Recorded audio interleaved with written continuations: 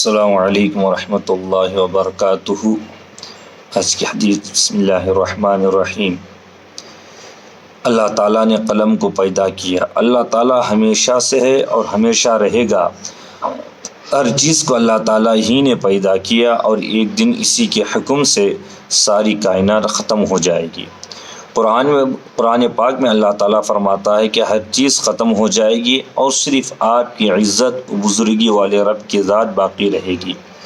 حضرت عبیدہ بن صامت رضی اللہ تعالیٰ عنہ بیان کرتے ہیں کہ رسول کریم صلی اللہ علیہ وسلم نے فرمایا، اس دنیا کی تمام چیزوں میں سب سے پہلے اللہ تعالیٰ نے قلم کو پیدا فرمایا اور اسے لکھنے کا حکم دیا، تو اس نے عرض کیا، اے میرے رب، میں کیا لکھوں؟ اللہ تعالیٰ نے اسے قیامت تک کی پوری کائنات کی تقدیر لکھنے کا حکم دے دیا۔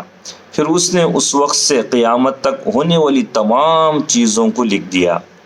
ایک دوسری حدیث میں رسول کریم صلی اللہ علیہ وسلم نے فرمایا، اللہ تعالیٰ نے مخلوق کی تقدیر کو زمین و آسمان کی پیدائش سے 50,000 سال پہلے لکھا ہے۔ اس وقت سے قیامت تک دنیا میں جو کچھ ہوتا ہے یا ہوگا، قلم ان چیزوں کو بحکم خداوندی پہلے ہی لکھ چکا ہے۔ چند باتوں پر ایمان لانا۔ رسول کریم صلی اللہ علیہ وسلم نے فرمایا، جب تک کوئی بندہ ان 4 باتوں پر ایمان نہ لائے وہ مومن نہیں ہو سکتا۔ اس بات کی گواہی دے کہ اللہ کے علاوہ کوئی عبادت کے لائق نہیں، اس کی بھی گواہی دے کہ محمد رسول اللہ صلی اللہ علیہ وسلم اللہ کے رسول ہیں، اس نے مجھے حق کے ساتھ بھیجا ہے، مرنے اور پھر دوبارہ زندہ ہونے کا یقین رکھے، تقدیر پر ایمان لائیں۔ ایک سنت کے بارے میں رسول کریم صلی اللہ علیہ وسلم نے فرمایا، جس نے میری سنت سے محبت کی یعنی اس پر عمل کیا تو اس نے مجھ سے محبت کی، اور جس نے مجھ سے محبت کی وہ جنت میں میرے ساتھ ہوگا۔ سنتوں پر عمل کرنا بہت ضروری ہے۔ جو سنتوں پر عمل کرے گا کل اللہ کے نبی کے ساتھ جنت میں رہے گا۔ ایک گناہ کے بارے میں پڑوسی کو ستانا۔ رسول کریم صلی اللہ علیہ وسلم نے فرمایا، وہ آدمی جنت میں داخل نہ ہو سکے گا جس کے ظلم و ستم سے اس کے پڑوسی محفوظ نہ ہو۔ دنیا کے بارے میں حلال و حرام کو سمجھو۔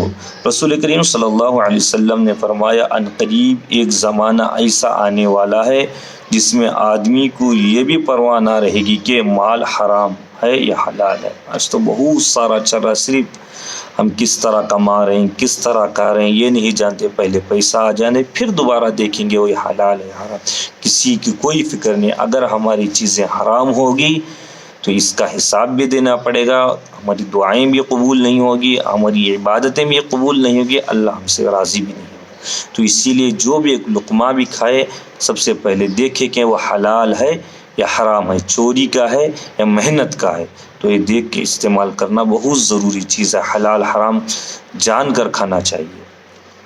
آخرت کے بارے میں، قیامت میں مجرموں کی حالت۔ قرآن میں اللہ تعالیٰ فرماتا ہے، اعمال کا رجسٹر سامنے رکھ دیا جائے گا تو اس وقت تم مجرموں کو دیکھو گے کہ وہ لوگ ان اعمال ناموں میں لکھی ہوئی چیزوں سے ڈر رہے ہوں گے اور افسوس سے کہہ رہے ہوں گے، ہے ہماری کم بختی، یہ کیسا دفتر ہے اور رجسٹر ہے جس نے نہ کوئی چھوٹا عمل چھوڑا ہے اور نہ بڑا عمل، سب ہی اس میں محفوظ ہیں۔ اسی لیے کہتے ہیں جو بھی ایک گناہ بھی کرو، ایک دن کا برابر بھی کریں گے، کرامن کاتبین لکھتے جائیں گے۔ اب اچھا کریں گے تو بھی لکھیں گے، برا کرے تو بھی لکھا جائے گا۔ کل قیامت کے دن اللہ ہمیں یہ کیسا ہو گیا، یہ کیسا انکار کریں گے تو یہ تمام لکھا ہوا آپ کے سامنے پیش کر دیا جائے گا۔ وہاں کوئی جھوٹ کی گنجائش نہیں، وہاں عدل ہوگا، انصاف ہوگا، اللہ ہر چیز بتا دے گا کہ آپ نے کیا کیا کیا ہے اس دنیا میں۔ قرآن کی نصیحت۔ قرآن میں اللہ تعالیٰ فرماتا ہے، یہ کلام بڑے رحمان اور نہایت رحم کرنے والے کی طرف سے نازل کیا گیا ہے۔ ایک ایسی کتاب ہے جس کی آیتیں صاف صاف بیان کی گئی ہے۔ ایسا قرآن ہے جو عربی زبان میں ہے، ایسے لوگوں کے لیے ہے جو سمجھدار ہیں۔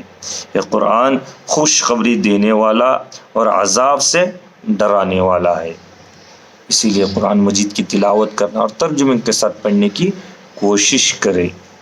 اللہ تبارک و تعالی ہم تمام کو کہنے سننے سے زیادہ عمل کی توفیق عطا فرمائے۔ اگر کہنے سننے میں کوئی غلطی ہو تو ہمیں معاف فرمائے۔ السلام علیکم ورحمۃ اللہ۔